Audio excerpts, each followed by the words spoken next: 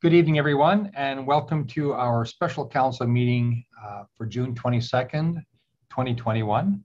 It's 6 o'clock. I'd like to call the meeting to order and welcome everybody. We are meeting virtually this evening. So if you're joining us virtually, welcome, and let's get moving. I'll call the meeting to order and ask one of my colleagues on council for the adoption of the agenda. So moved, Mr. Mayor. Moved by Councillor Ross for the adoption of the agenda. Thank you very much. Anything to add to the agenda from council? Okay, seeing none. Mr. Skrepnik, any changes, additions, or any adjustments to this agenda this evening? Through you, Mr. Mayor, no, nothing from your administration tonight. Thank you. Okay, thank you very much. I'll call the question on the motion. Okay, thank you very much. That's been carried. We don't have any bylaws we're dealing with this evening, but we do have a business item, an important one. It is the tri-municipal regional plan, the TMRP final report. Mr. Skrepnik, this has been a 2-year project with the town of Stony Plain and Parkland County, and it's a culmination of a lot of work by a lot of people, consultants, and with council. So go ahead. Thank you, and good evening, Mayor and Council and members of the public. As you mentioned, we are pleased to present to you the completed report for the Tri-Municipal Regional Plan. As you mentioned, this work represents countless hours of the tri-regional administrations, the work of many consulting firms, and for many of you elected officials. Once again, the municipalities of Stony Plain, Parkland, and Spruce Grove have shown their ability to work together to advance key strategies and priorities for the region. During the presentation tonight, we will cover the following topics. A bit of a brief project history, including its purpose, goals, and anticipated outcomes, as well as governance structures. A discussion of the collaborative journey that we have undertaken together, how we developed the report, and how we intend to move forward regarding the plan's implementation. We will also provide time at the end of the presentation for obviously any questions from council. At this point, I'd like to invite Mr. Dave McGarva from Tantus, who will present the report this evening. Thank you, Mr. Mayor. Okay, thank you very much, Mr. Skrepnik. Dave, Mr. McGarva, welcome to our meeting this evening, and thank you for the work you're doing and done. So let's cut right into it and go ahead with your report. Thank you very much, Your Worship, and good evening to you and through you to council. I'd like to share a brief presentation if that's allowed. Go ahead. Absolutely. Okay, you should be seeing it now. Excuse me.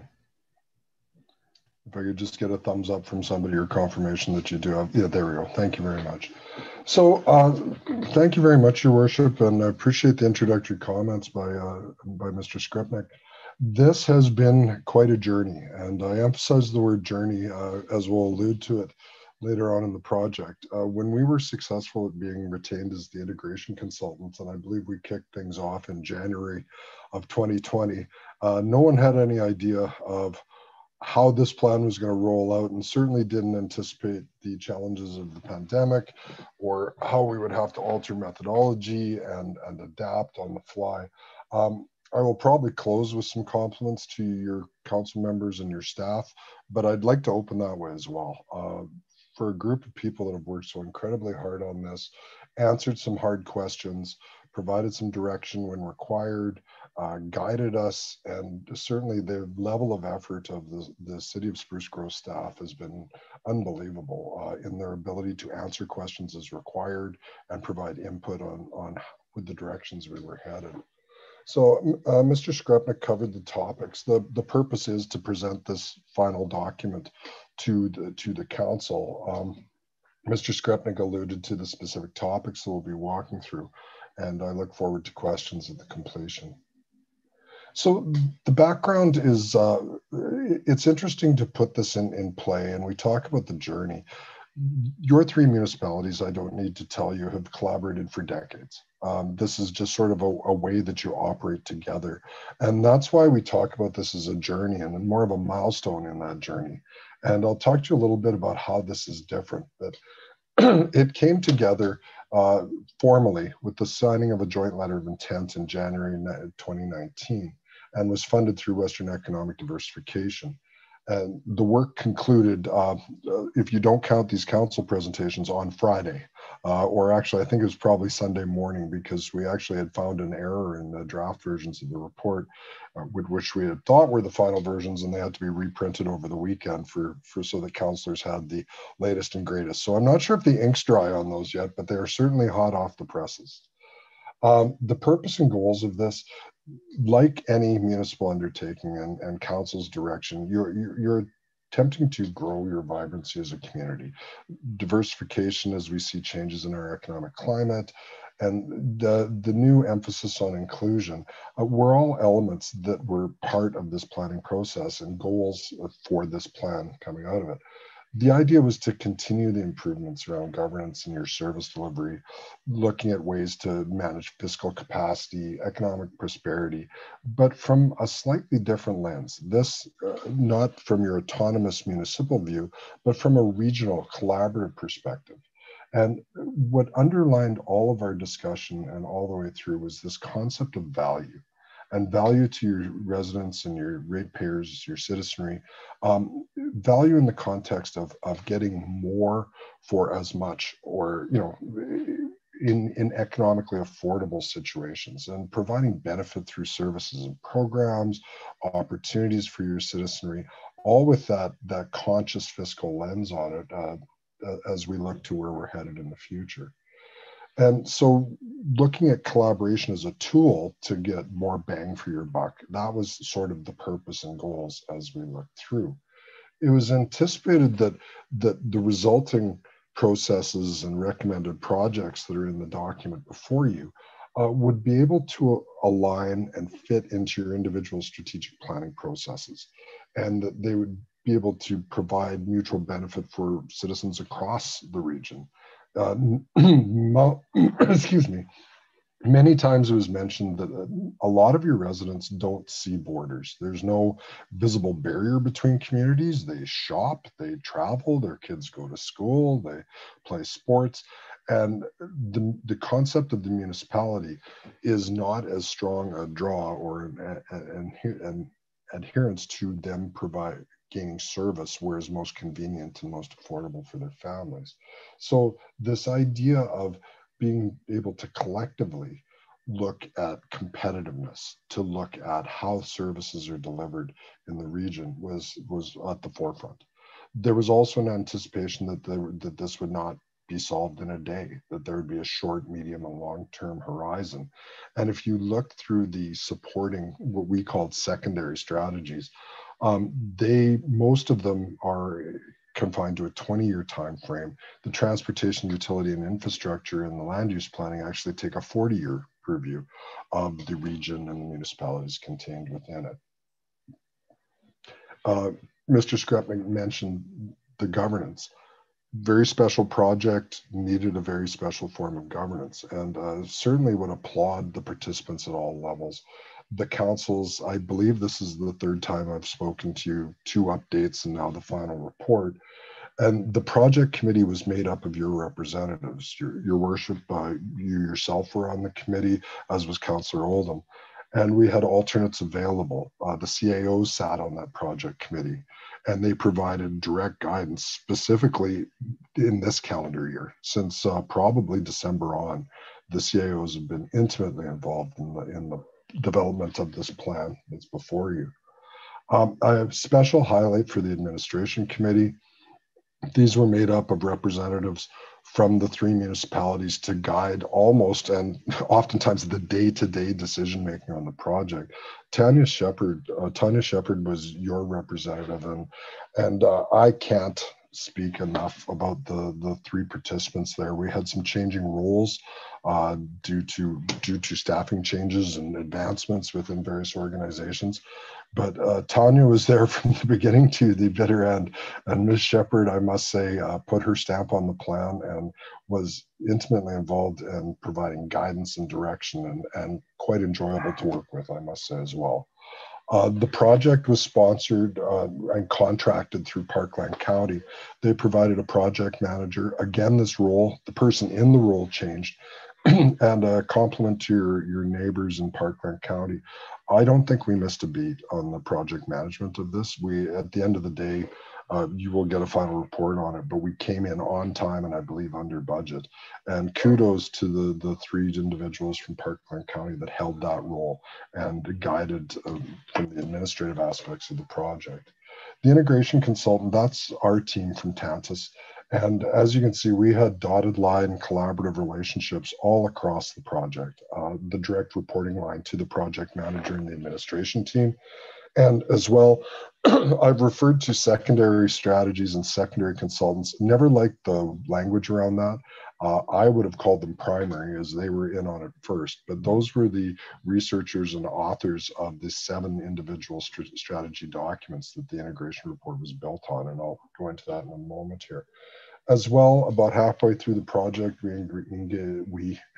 I've taken some personal ownership here. You retained the services of a communications consultant to help shape some of the documentation, and this is their work, the look and feel of this final report. I can only claim some of the words. And so it was structured to be a collaborative relationship. And that's how it worked. We wanted to model the type of collaboration we were talking about in the document itself. I mentioned that I'd come back to this term journey. And this is the only way that we can describe how you've collaborated together for decades and how you're moving forward. In the background work, and when we looked at how you folks work together with your neighbors, it was interesting that there was 2 common paths, and I wouldn't say they're exhaustive by any means, but the 2 common paths for collaborative projects to occur either bubbled up from staff level in the organizations where staff in the various municipalities had personal relationships or knew of each other and came up with an idea and said, hey, let's work together on this. And it kind of grew from there, and it would move up through the organization to get the appropriate approvals, budget requirements, what have you. And some of those actually found themselves to council's table so that they could approve it and move on, particularly around contractual relationships and whatnot. The picture that was chosen for this slide is the Tri-Leisure Center. You all know that well. That would be an example of the second form of collaboration that we've seen historically, where big picture ideas where councils get together and they discuss and debate and talk about how they can work together to serve the broader region. And these are typically more formalized, certainly more complex, and those were sort of the 2 paths. But what we saw through your history is there is no process, for lack of a better word, on how one gets a collaborative idea on the table to get decisions made. There's no guide for staff in terms of this is the way we get it in the budgetary process, any different than any other undertaking. I think aside from the projects in the document, the specific projects that are outlined, I think one of the biggest values of this project was working together and showing a path to collaboration. And while I don't think it's settled, and I think the conversation needs to continue, I would suggest that there's been movement on that, so that this becomes a strategic tool in the toolbox of those involved with the municipality at all level, from council down to staff, that they know collaboration is an option, and when it makes sense. And this is a key term I would suggest, is this has got nothing to do with impacting the local autonomy. This is where it makes sense for the organization to collaborate. Those things are pursued. How we got to the integrated report, and I made the comment at the Parkland presentation this morning, for the amount of effort in the integrated report, that seems like a very small box at the bottom.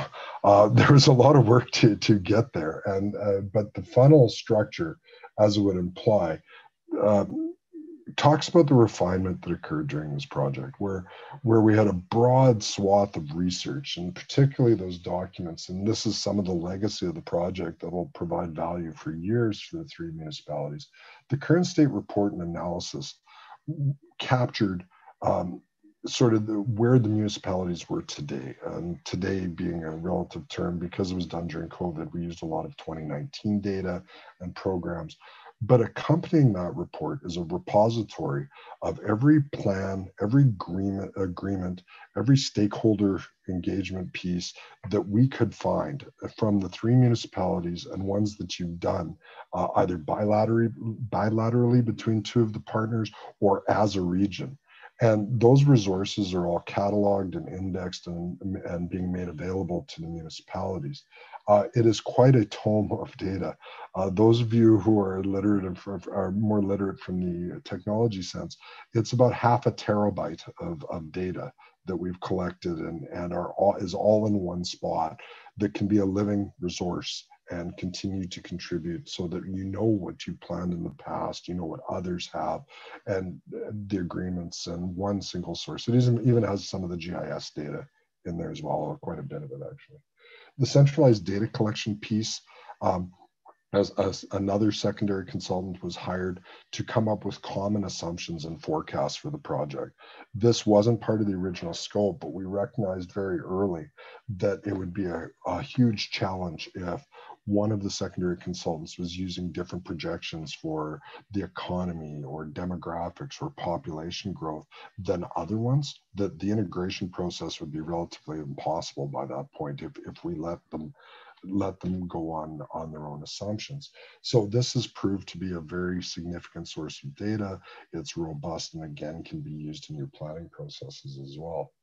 The competitiveness review, I'm not sure where it fits in here because it was a foundational document looking at the region from an economic competitive sense in terms of attracting industry, attracting business, creating jobs, providing wealth for the communities. But it's also a very useful document in terms of decision making and direction moving forward. It compared the tri-municipal region with other areas in Alberta, other areas in Canada, and actually in North America to show where your strengths lie, what opportunities may be present for you. And that was used as a basis, not just for the economic development strategy in the next layer there, but with a number of the secondary strategies. Those 7 there are what I've been referring to as the secondary strategies, and taken all together with this final report, we're talking probably about 1,000 pages of documentation. So there's a lot of homework to work through. And we recognized that coming out of those 7 strategies, there was far too much work to be able to accomplish, either economically, staff-wise, council attention. There's just too much that could be done from a collaborative sense.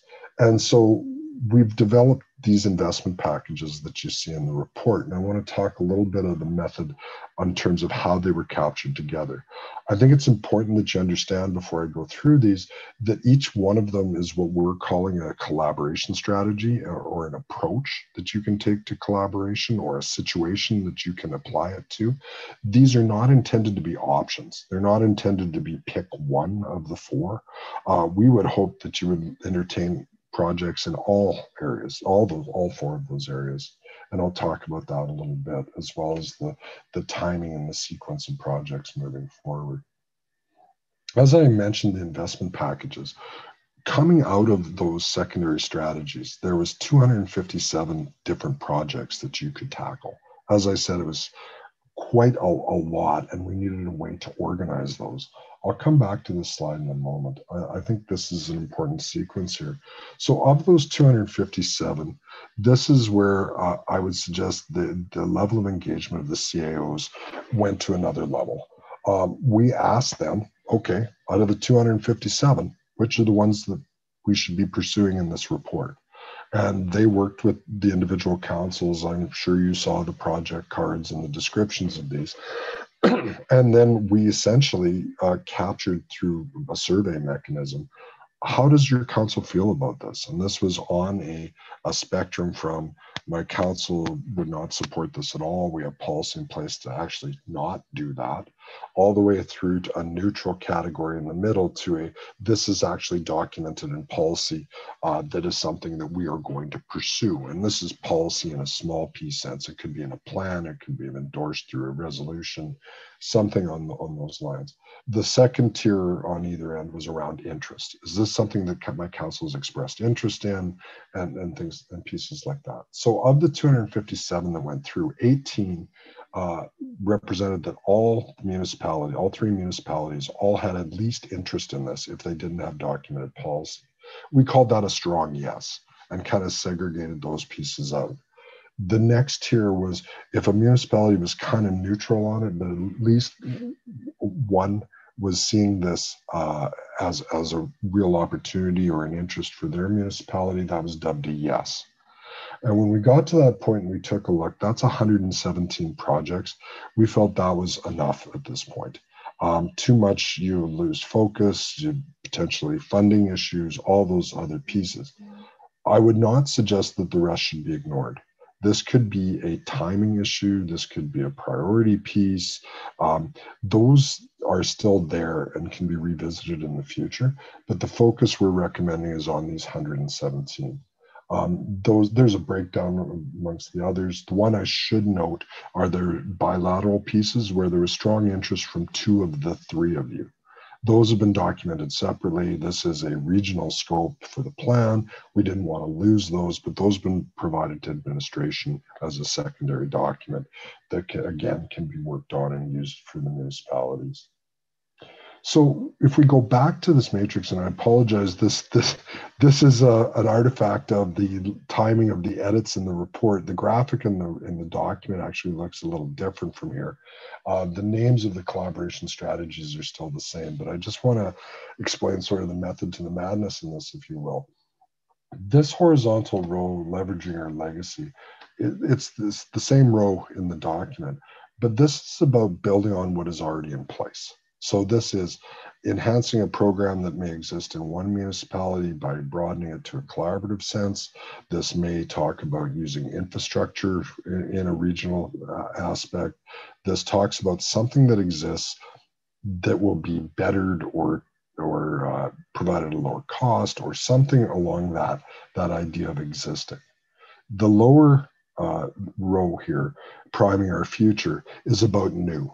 So this is about new investment or new programs and services, new infrastructure, things that would be looking to the future, again, from a collaborative standpoint, to enhance how service is delivered and those things that are available. We also noticed an interesting distinction in the projects that came through. There were projects around municipals that were being delivered directly by the municipality. So it doesn't appear in there, but a classic example would be, say, snow clearing, or their recreational programs, or things where municipal staff are providing direct service to residents or visitors, pieces like that. So this is the work of your staff. But there are also projects in there, and this again isn't news to council, but where you support others to provide service to your communities. So this could be not-for-profit groups. This could be enhancing the business community. This could be attracting industry. This could be those elements of the partnerships with non-tri-municipal regional municipalities. These are things that you don't deliver directly, but they're things that you support either financially or through staff efforts that better your community, not with your hand, but with potentially your guidance. And so from that, we end up with 4 options. So things that build on today for municipal programs, things that build on today to enhance the community, things that look to the future for municipal delivery, and things that look to the future around community enhancement. And that's how the report is structured, to make it a little more digestible, to provide direction on strategic endeavors. So as I suggested, and we can take these sort of one at a time, one of the things that we liked is we didn't arbitrarily build these. These were a part of a thought experiment that we came up with a structure and a logic to categorize these projects. And we were very pleased that the 117 actually slotted fairly nicely into the 4 groupings so that one wasn't overloaded. The building on current programs, not surprising, was the largest group. We had a tremendous amount of staff involvement in this project. They're very proud of what they do. They want to do it better and more and pieces like that. So a lot of these pieces around current delivery lend themselves to a collaborative lens in terms of how you may get, again, the more bang for buck, or how this can be done in a more efficient or effective manner. The enhancing the capacity, if you go across the matrix, then this is building on current capacities and supports to municipal or non-municipal organizations, not-for-profits, the business community. So in here, there are things like infrastructure projects that enhance transportation that support your business community. The things in here in terms of how you work with not-for-profit organizations, all the while producing value excuse me, to your citizenry, again, with a collaborative lens.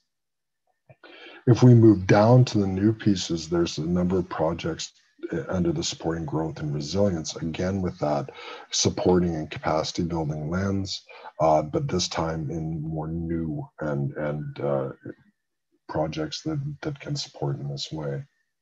And then the fourth quadrant, and this is, again, not surprisingly, the second largest grouping. These are collaborative things that you can do from a municipal service delivery perspective. Again, not existing programs, not existing infrastructure, but things that can be addressed and entertained to build value through collaboration. All in all, there's also a dimension of win. And I talked to you a bit about how these are 20-year plans. We were quite pleased with this, developed this, again, a categorization scheme that talks about projects being foundational, about them being developmental, or about them being aspirational. And projects were grouped into those categories for two different reasons. One, there was a causal, a piece where there's a dependency. Something had to be put into place as a foundation before another project could be developed. So that was useful in terms of putting them into these groups. So that there's a number of pieces that could be put in place that way. And the aspirational projects, of which there was fewer, which kind of makes sense, they were also dependent on these pieces. So we were able to sequence them out in terms of these buckets of time frame. There's also the concept of the cost. There's cost to some of these projects. There's benefits that can be realized. And being realistic in some of the expenditure pieces of this, we wanted to space them out accordingly so that they didn't have, so that they were more viable for the municipalities involved.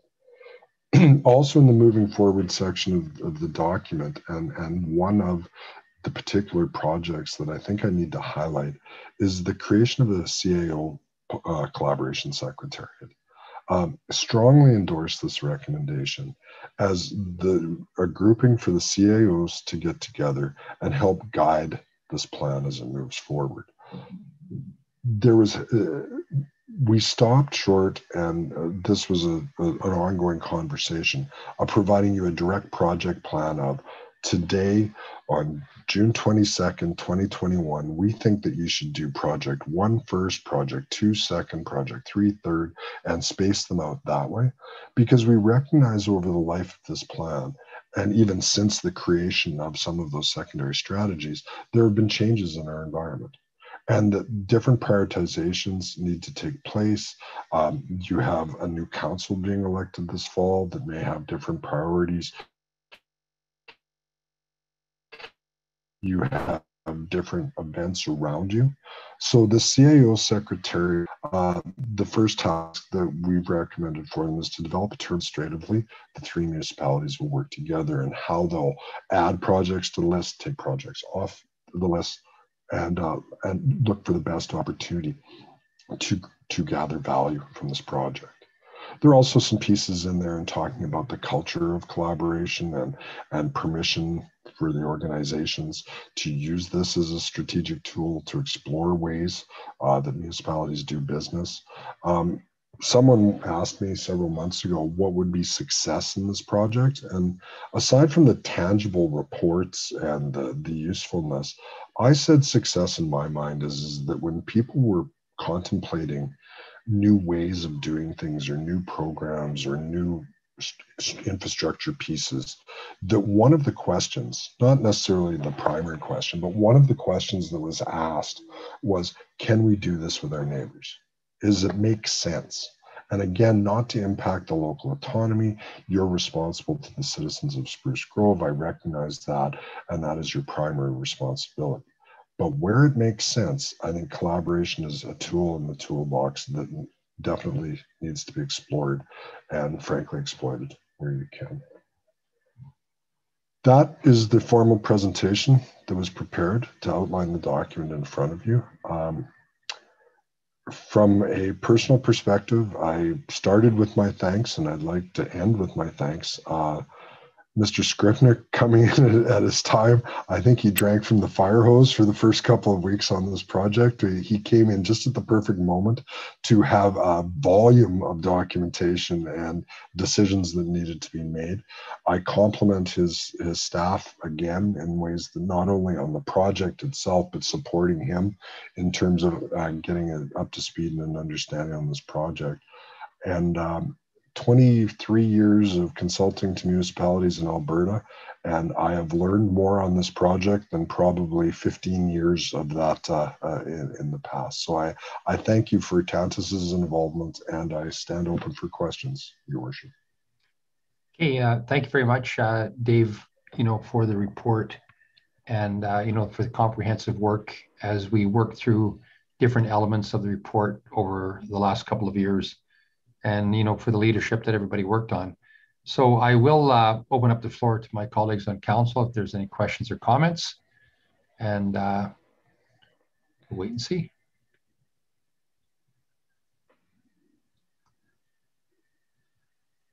Councillor Acker, go ahead. Well, thank you, Mr. Mayor, and thank you, Mr. McGarva, for the excellent presentation. Looking at all the documentation and the reports that have been compiled over over a year of work from our staff, administration throughout the region, fantastic job. You talked about this is a collaboration journey. And when I look at the end result in this report is now we have a roadmap for success. And, you've identified areas where we in this region have found common interests of where we want to work together. And that I think is going to serve us incredibly in the next, in the future, the 5, 10, 20-year plan. So I love the quality of the report. I just love how you've broken it down into various areas with some tangible starting points that allows our administration and our councils to work together. And the data that you talked about, the 0.5 terabyte of data, that's going to be invaluable as we look at other projects or where we need to do some data mining to figure out what do we know of today? How can we leverage that? And above all and beyond, I think the most important part is through this process, we've reestablished good relationships with our neighbors through administration to administration, that they're now sitting at the table and talking. I think we're going to see the benefits of just that process, reestablishing new relationships, and the councils working together. So this is definitely a win. I'm excited for the future. I don't know how much we can take, in the first part of it, but it gives us a start and it gives us that roadmap. So I just want to thank you for keeping council up to date throughout this process. And the quality of the information you're giving us, I think it gives us a great start and will lead to success. So thank you. Okay, thank you very much, Councillor Acker. And I think what resonated with your comment was the reestablishment of relationships with our regional partners. I think it was pretty key because it's not always easy when you have brothers and sisters to work with, as you know, with siblings. I know Ken Lemke used to always reference that and say, sometimes we're like siblings, we don't always get along, but I think your other comment that it's a roadmap is a good one too as well. So let's go to Councillor Stevenson. Great, thank you, Mayor, and thank you to Dave and also to our administration for the incredible amount of work that went into this. Just don't make us read that 0.5 terabyte of information, please, and thank you. We much appreciate the synopsis and the summaries that you've provided, and the document is really amazing. I don't know if you have your hard copy, but it looks beautiful and it's very easy to read. It's not overly wordy, so I do appreciate how well it's laid out within the document. It's something that I know I'll be very proud to share this for sure. I do appreciate too that it is a roadmap, and it's always good to have that vision. You need visionary councils, especially as we come out of COVID and we need a little hope and we need that vision down the road. So I think it's very timely that we have this document for us as we start to emerge and start to see, people finding their new normal, whatever that looks like. So I do appreciate that we get to work as a region, because it is important to be good regional partners. I know a lot of us as councillors also put some work into this, and part of that discussion that we've had over the last few weeks. Oh, sorry, my iWatch didn't know what I was talking about. So sorry about that if you heard that. As we've been talking the last few weeks about some of the foundational and development and aspirational goals, with the recent news that came out of Kamloops, especially, and talking about truth and reconciliation, we did note that some of the aspirational opportunities that we identified in this document, we would probably like to move up as something we'd like to work on and move on, certainly sooner than later. And I know that many of us throughout those working groups identified that, and from all three councils and all three administrations as well. So I guess, Dave, just from your perspective, we understood this went to print prior to that, and we all talked about this. So again, it's probably outlining the idea that this is a roadmap, but that as councils and as the region, we have identified that as an opportunity to move up. So do you have any comment just in terms of what I'm... Absolutely. Thank you very much for raising that. Through you, Mr. Mayor, I think it's important to point out as much what this isn't as opposed to what this is. Love the terminology of roadmap. I think people need to recognize that even the secondary strategies started being produced like 7 months ago in terms of final versions, and they are all point in time snapshots. So this is a living document. Like any good plan, this has to adapt, and it's providing a direction. The specifics need to be worked out as the situation arises, as long as you're moving towards the visionary state. In terms specifically of the projects describing interaction with the Indigenous communities, there is some conscious piece in terms of the foundational developmental aspirational piece, and I take into account the recent occurrences that you're talking about.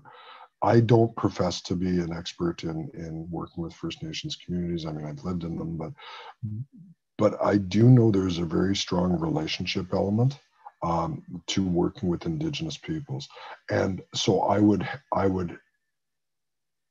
start the conversation. I guess I would hesitate, as opposed to necessarily driving projects to the forefront. I mean, that's certainly in council's purview, and if that's what your Indigenous partners want to do, then more power to you folks. But I wouldn't ignore the relationship component of this as well, and again, developing its own foundational element as well. So I just, you asked for my comments. Yeah, so there you go. Yeah, and I think that's actually excellent, David. I'm glad you mentioned that. And I know a few of us attended the Chamber of Commerce. They put on an amazing webinar, and that was actually a key aspect of that webinar was developing those relationships, and that those relationships take time.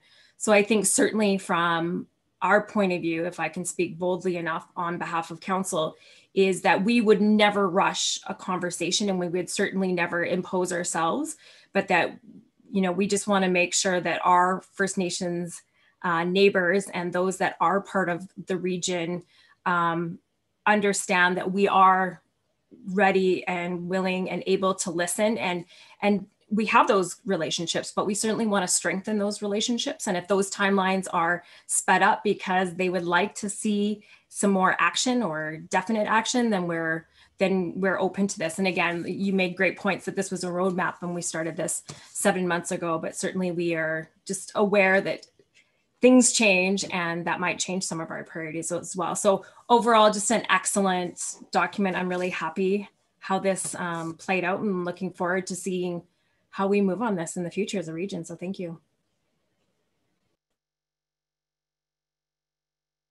Thank you very much, Councillor Stevenson. Councillor Roth. Thank you, Mayor Houston. Questions to Mr. McGarva. First of all, Mr. McGarva, have you been involved in a project like this, of this type, nature, scope, and magnitude before, involving more than one municipality? And if the answer is no, then are you aware of any projects like this, of this type, nature, scope, and magnitude that have been initiated, say, within the province of Alberta? So I think I'm going to answer both your questions at the same time. So personally, I've been a fan of municipal collaboration for a decade. There were times where it was difficult to get involved. Most of the work that I've done with collaboration has been on a specific functional area. So we've done a number of studies in terms of collaborating on IT initiatives. We've done some studies on collaborating on fire service. So they were taken as bits and pieces as you looked along. The largest one, we had 29 municipalities talking about shared IT service or ways they could collaborate on technology. So in that scope. Recently, we did a project working with Myers Norris Penny. We were partners on the project, and we worked with Fort Saskatchewan and Strathcona County, who took it at a much higher level than this. So the work was done predominantly with council, and it would probably mirror sort of the conversations we had at the project committee level, more about what could be done together and, aspirational in that standpoint. There was some analysis done in terms of how the municipalities were structured in that, but not even close to this level of comprehensiveness and holistic piece. I can't say for certain that no one else has done this, but I can't find it. Certainly not in Canada. There's been a number of collaborative exercises, some very deeply done, but the idea of partnering a rural, a city, and a town, we could not find comparators in order to look at and how it was done. I suspect there may have been some done in the Netherlands, and there may have been some done in Australia, but all the other examples we could find were pairs of municipalities, and predominantly a rural and an urban. So okay. It's exciting to hear that we're trendsetters in that respect. Yes.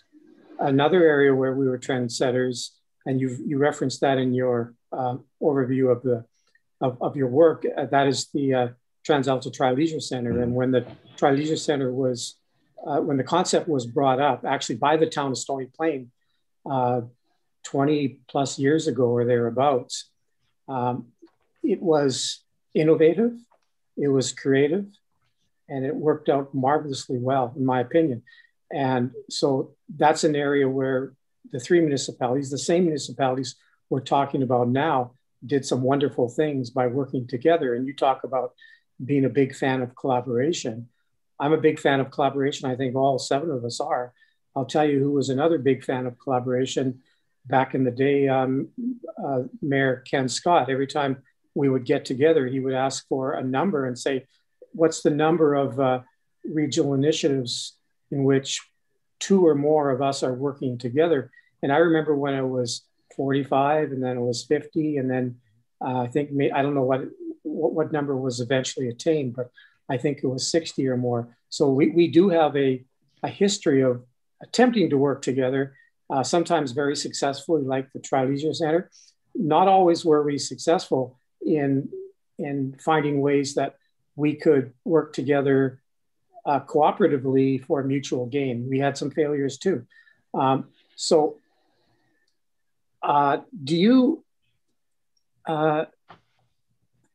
my next question is, obviously you talk about how these initiatives, you call them projects, I'm going to use the term initiatives, how like 117 of these were ranked as either a very strong yes or a yes. So those will be the ones that we will tackle first and throw the most resources at. But over a period of 40 years, which is a very long time, how different do you think our communities will look in 20, 30, or 40 years with these kinds of initiatives on the table and we're going to attempt to implement these initiatives or projects different, as opposed to not doing this as a plan, like not implementing a plan like this and not attacking these one by one and knocking off as many of these as possible. How different will the community look doing what we're doing as opposed to not doing what we're doing? I think that's a great question. I can offer my opinion. I don't know how based on fact this is. As far as prognosticating, you have to keep in mind I neither bought nor sold Bitcoin. So if I was good at that stuff, I would be sitting on a beach right now. But in terms of in the document, and very strongly, I recommended that it be included there. If you look at sort of at this idea of the value of collaboration, and it sounds like most of the members of the council or all the ones that have spoken are fans of collaboration as a strategic tool on how you provide business. I think 20 years from now, if municipalities aren't collaborating, they'll have dissolved, if you want to be really frank. I don't think that they can afford, when you look at the pressures coming, pressures itemized in the report, pressures of not the least of which is the COVID pandemic. The provincial government and the federal government spent a lot of money on COVID, and they're going to continue. Somebody has to pay for that. And I would suggest that that's going to impact resources available to the municipal order of government. Just, it seems like common sense to me. So if you're not accompanying with that, is if the provincial coffers are smaller and they start reducing programs, history says those get downloaded to the municipal governments. Just looking at what has happened in recessions in the past, that has been the obvious one, is we're not doing this anymore. Local government pick up slack. So even if you just combine those two factors, the cost of operations in municipalities has to be looked at. And you can reduce service levels. You can stop doing services. I don't see that as being palatable. And as a Alberta resident myself, there's going to have to be creative ways to look at how do you deliver the same or better services in a more economic stance. And the first and foremost piece that jumps out to me is, hey, can I work with my neighbor to do it? Are there efficiencies of scale? Are there efficiencies of scope? Are there opportunities for group buying? Are there, I mean, and all this is laid out in the report in terms of a concept. It's going to take some courage. It's going to take some trust, which I think you've gone a long way through this exercise in terms of building trust with your partners. But none of that is under the guise of give up your local autonomy to do that. Southwestern Australia came up with a model where they started regionalizing services rather than dissolving municipalities. And when the minister was asked why this was their approach, he said, councils are cheap. And I don't think he meant frugal. I think he meant to actually have local democracy is not an expensive ticket when you look at a municipal budget. It's service delivery that's expensive. And so you don't have to pick between autonomy and collaboration. That I don't know if anybody suggested that, but I would think that's a fallacy. Sorry, I'm on a soapbox right now, and that's not what I'm here for. Well, okay, let me mount my soapbox. I'm going to ask a question that may be on the minds of others, but I'm going to ask a difficult question, and the answer might be as difficult. I'm not going to ask you if you think this will lead us towards amalgamation of some kind, but in your opinion, do you think we would be stronger if the three municipalities came up with a way that we could join? I'll tell you that I believe that one of the strongest municipalities in the entire province of Alberta is Strathcona County, and I look at that as a model. So I'm wondering if that's something that maybe we should be looking at. I'm gonna cop out a little bit on that. Amalgamation. I thought you might, by the way. But I'll throw my butt in here. But the value of amalgamation is generally at the political level, not at the service delivery level. And those are the conversations you need to have. I'm not suggesting it's not something you may want to explore or you may not want to explore. It was not in the scope of our study. But where amalgamations have made sense are either because one municipality is in absolute dire straits, and typically those are small urbans dissolving into rurals, and it's been done purely for survival. Chosen amalgamations to form something like a Strathcona County, I would suggest would be decisions made because they would have more political clout with the province. And then you have a question of, I mean, when you look at something like a place in the EMRB, are 2 votes better, or 3 votes better than 1 big, 3 smaller votes better than 1 big vote? I don't know. I certainly, there was nothing through this study that jumped out at me and said, that's the absolute option you have to move to. I would certainly explore collaboration as a mechanism before I looked at changing political boundaries. Because in all frankness, I don't think your citizens care where the lines on the map are drawn. They want good service, and they want it at an affordable price, and they want to be able to take their kids to the park, and they want to go shopping, and they want, those are the issues for them. So again, back on the soapbox, and pure speculation. None of that is in the report, and none of that is in the 0.5 terabyte of data to support that. Okay, by the way, I'm impressed at how you took 1,331 pages. Well, that's the size of our agenda report, and summarized it in 30 minutes. So well done on that. You talked towards the end of your presentation, Mr. McGarva, about the question that was asked, and how would you determine whether this is a success? And I remember the question being asked back then, but I don't remember the answer. And I'm not sure when you talked about that just now, a moment ago, that you really answered it in the way that I would like to see it answered. So what has, in your opinion, has to happen for this to be, in your mind, determined to be a success? Predictable ways that staff and council and everybody involved know how do, if I have a collaborative idea, or better yet, if I just have an idea, how do I apply a collaboration lens to it and decide whether that makes sense or not?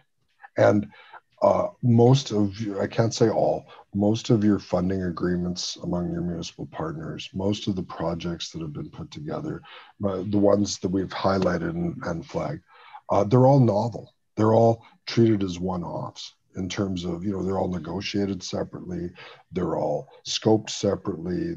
Decisions are made at different levels of the organizations among the municipalities. I would say the best path to success through collaboration is predictability, so that people know how this fits into your regular budget cycle. How does this fit? How does this get approved? Do I need a business case? Are there special elements to my business case that I need? And I think process and predictable process will be the cornerstone to success. That said, and I do want to put a caveat in, you folks think collaboratively already. You can see it in the municipalities, even when you're not getting along. I don't think if that doesn't happen that you will stop. I just think there's more efficient mechanisms to be able to do that. And so what my answer when I answered my own question was, success to me is if it's a standard question or a standard lens that's put on any initiative, change, or new initiative. Is the question, should we be doing this with Stony Plain? Should we be doing this with Parkland County? Should we be doing this with all 3 of us? That to me is success. And I think some of that occurs now. But I think it's that predictability. Well, I know some of that occurs now. It's the predictability that I think is very valuable. Certainly it does. And what I would define as success in my mind is doing more efficiently and at lower cost. So that leads me into my last question, and that is, do you think that we will be able to do it more efficiently, and save our ratepayers some money in the process? Absolutely. Now, it may take some investment. There might be some short-term money for some long-term gains. But no, I mean, there's nothing we heard through the course of the project that would suggest that, and I mean, this isn't a carte blanche on all collaborative ideas, but are there opportunities? Absolutely. And I mean, I know conversations with your administration, Mr. Skripnik and others, that the wheels are turning. Like there's certainly lots of thinking going on. Some of that is going to have to be these conversations. And as I mentioned, the CAO Secretariat, Collaboration Secretariat, to me is the perfect vehicle to start those conversations. Are they all winners? Probably not. I mean, you made comments about mistakes in the past. Obviously more difficult in a public sector political environment as a municipality. But if you're not making mistakes, I don't think you're pushing hard enough. And I mean, that's easy for me to say because my name's not on the ballot and my name's not in the newspaper. But as a general rule of thumb, I think it's like your investment guide would tell you. If you don't have some risk in your portfolio, you're not maximizing return. Now, managed risk, I wouldn't throw my wallet at Bitcoin today, but managed risk is where you get your dividends. Okay. I used to be that investment guy you're talking about, and I will tell you that I think probably you can count on your name being in the newspaper. You say your name doesn't get into the paper, but I'm pretty sure it will now. So thank you, Mayor Houston. That's all I have.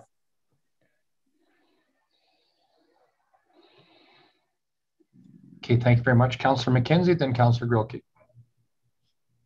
Yes, thank you, Mr. Mayor, and through you to our presenter, Mr. McGarva. It is, I agree with Councillor Roth, what you were able to summarize for us was fantastic. I know, we've done a lot of work, and I actually thank my council colleagues who have spent time on this. I was not a councillor that was on it. So coming forward, it was a lot of information, but it is fantastic. And I'm trying to reword my question that I had at the beginning based on a lot of the conversations with my colleagues up to this point. And I wanted to talk to you about, you call it a CAO or a secretary, and I just wanted to get a little bit of clarification and then talk about that. Are you, I guess the way that it would be, because just to gather my thoughts again, my worry with this is it's great, but if it gets put on the shelf and we don't proceed with it, then we're at a loss. And I do agree, we all want the collaboration and it's a great roadmap. So when you're talking about a CAO/secretary, are you talking about the formation of maybe a committee of some sort that is particularly for this, where the three municipalities come together and in essence hire that CAO to truly look at these particular projects moving forward? Was that the recommendation, if I understood? No, and I may not have enunciated properly. What I'm talking about is a CAO collaboration secretariat, not secretary. So it is essentially a committee of the three municipal CAOs. The idea of hiring someone specific to that role is an interesting concept. We didn't explore that, and it wasn't recommended, but that may come out of the work of the CAO Secretariat. I'm not presupposing anything. Where that came from is that if you look through the secondary strategies, I think there were probably 5 or 6, I can be corrected on this, recommendations to form regional bodies. Now, whether that was an advisory committee, whether that was a citizens-led initiative, whether it was a council-based committee or an administration, it was kind of all over the map, depending on the lens they were looking at. Recreation thought it should be one thing. Social development thought it could be another. So where we arrived at the CAO Secretariat was that the three CAOs, kind of building on your point of to continue the momentum of the project, we have certainly seen, I have no concerns of that. There's a lot of work that I've done that sits very nicely on a shelf in people's offices. I have no concern that this will be one of them. And that is based on the eagerness, the engagement, the blood, sweat, and tears that the CAOs have put into this. I believe that those conversations will start. I do think they deserve a brief pause, and I think summer might be a bit of a respite, but I see that happening in earnest. And the first task on their agenda is recommended to be establishing a terms of reference. What is the role of that secretariat? We've given them some suggestions, is that secretariat may be the place where they recommend these bodies be formed that deal specifically with recreation or deal specifically with other aspects, or they may not. How these processes get enabled, which projects, what sequence makes sense at that time in the day, what will budget support? So I think the role of that group will be critical. That to me is this going to sit on the shelf, or is this going to be a real live document that gets worked on? I think it rests on those folks. No, I'm sorry, Mr. Scribnick, to throw the pressure, but I think it's appropriate it sits with that group, and I have no concerns that it won't.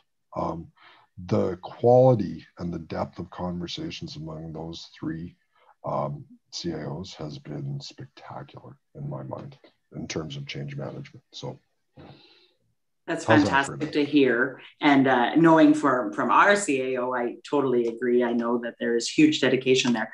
And yeah, obviously I'd misunderstood when you were saying that earlier. And then, and it's interesting that you say that it wasn't recommended to kind of look at that. But, when we sit back and we look at Edmonton Global and EMRB and even the Transit Commission and all those sorts of things, and we talk a lot about shared investment for shared benefit, whether it's on the whole region or even just on the three municipality region within ourselves, it might be something to look at, because I worry that there are some key projects that potentially, as much as our CAOs may be able to work together, it's got to go back to councils for those approvals and looking at those. So if we were to, and maybe it's a matter of setting up individual ones or a committee that has councillors from each one moving forward to help with that, determining that shared investment for shared benefit, as well as, when you're working regionally, sometimes it might benefit you, but the next turn benefits me, and making sure that we have that roadmap, as Councillor Acker called it, and making sure that we're highlighting those. But yeah, that's amazing. And it is going to be a lot of work. And I just, I hope that positively that we can continue to work towards this. So thank you again for your presentation. Okay, thank you very much, Councillor McKenzie. Councillor Grilke. Thank you, Mr. Mayor. I'm glad Councillor McKenzie went first, because I had a similar misconception about the Secretariat, and I even had a pun about a thoroughbred prepared, so I'm glad it was handled before me. I reflect on kind of the process and the timeline that this has overtaken, and its inception was during annexation meeting with Parkland County and Stoney and us, talking about how we're going to grow and collaborate, and to this multi-page, thousands of hour commitment from staff and the councillor reps. And it's just exceeds what I thought was possible.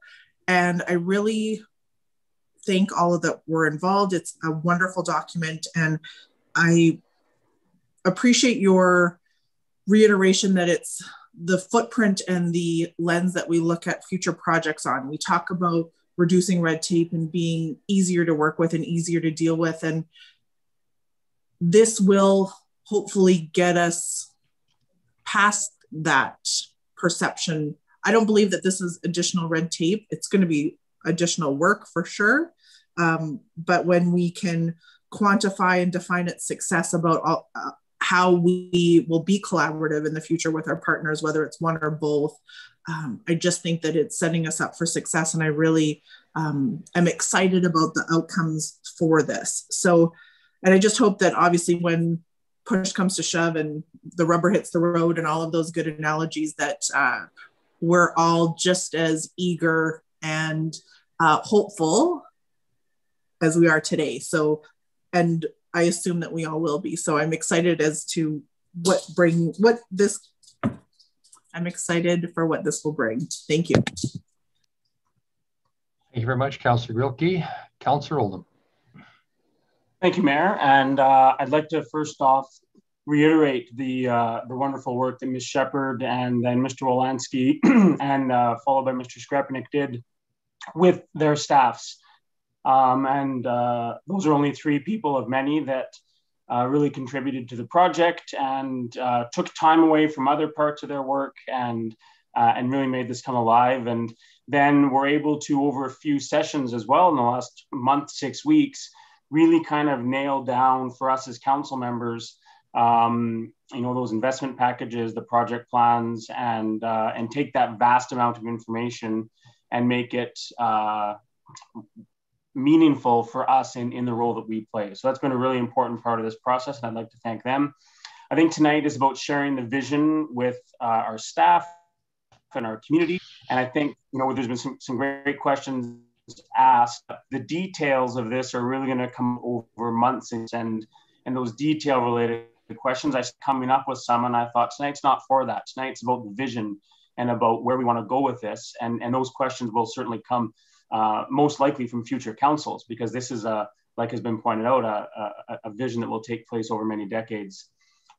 I think when we got into this, and I can't speak for everyone, but I think, from the people that I've worked with on this project, the intent, as a few other people have pointed out, was to better serve our residents, to build those relationships within our community and within our region, and then provide better efficiencies for that tax dollar, so that everyone is better off for it. And I think that the vision that you've put forward, Mr. McGarva, and your team in collaboration with everyone, really sets the tone for how that can be done over the next number of years.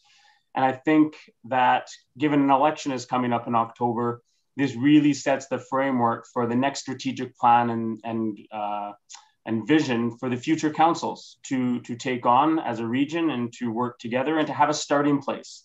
Sometimes if you don't have a starting place, it's hard to know kind of where to go. And now there's 117 or so projects, and that's still an insane number to work with. But those can be delineated and put into categories. And we'll start with something that hopefully we can have some early success with, and kind of hit that home run, right away, and then work from there. So I think that the way it's been, not only the process to this point, but how we are starting to create that vision for how we move forward with it, is really positive.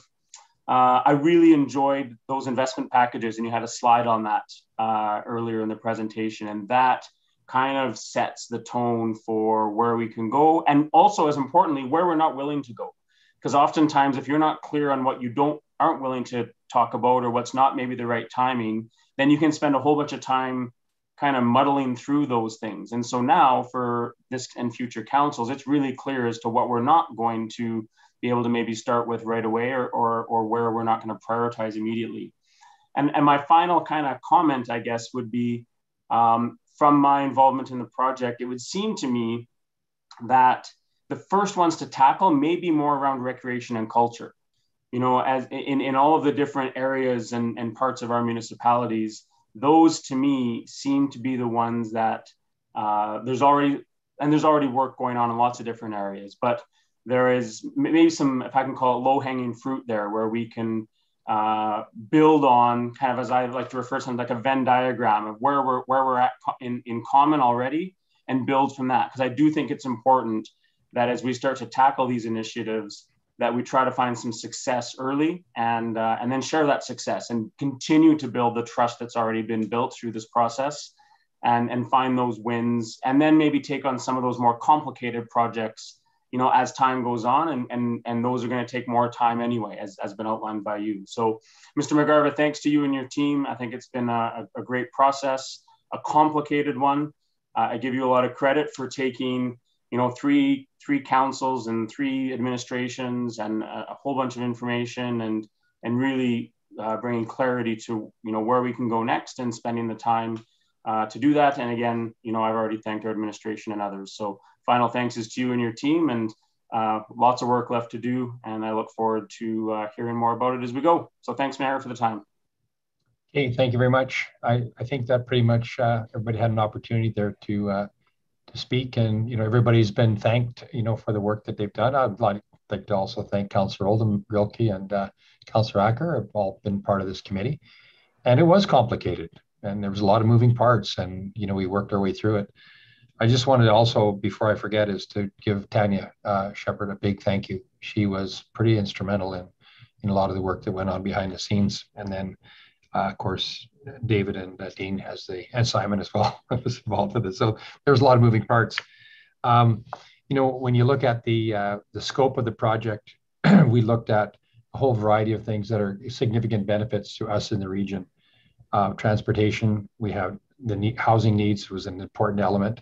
economic development is important, social development, and land use and recreation and culture. You know, these are all things that are of common interest to us, and working on those things together.